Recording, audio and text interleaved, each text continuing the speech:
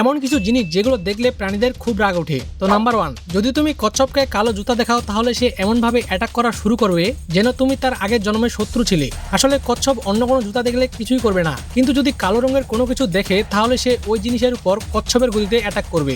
Number 2, এমনিতে উট পাখি সামনে দাঁড়ালে উট পাখি কিছুই করবে না, কিন্তু যদি তুমি তার সামনে হাত ছড়িয়ে নিজেকে বড় দেখানোর ভান করো বা নিজেকে সাহসী দেখানোর চেষ্টা করো তাহলে সে তোমাকে আর আস্ত রাখবে না, মানে তোমার খেল খতম। নাম্বার 3, ষাঁড়কে লাল কাপড় দেখালে তার রাগ ওঠে, এটা তো আমরা সবাই জানি, কিন্তু তুমি কি জানো এটা হলো ইতিহাসের সবচেয়ে বড় মিথ্যা কথা। আসলে ষাঁড় কোনো কালার দেখে ভয় পায় না, কারণ ষাঁড় হলো কালার ব্লাইন্ড। আর ষাঁড় কাপড় দেখেও রেগে যায় না, বরং রেগে যায় কাপড়ের নড়াচড়া দেখে।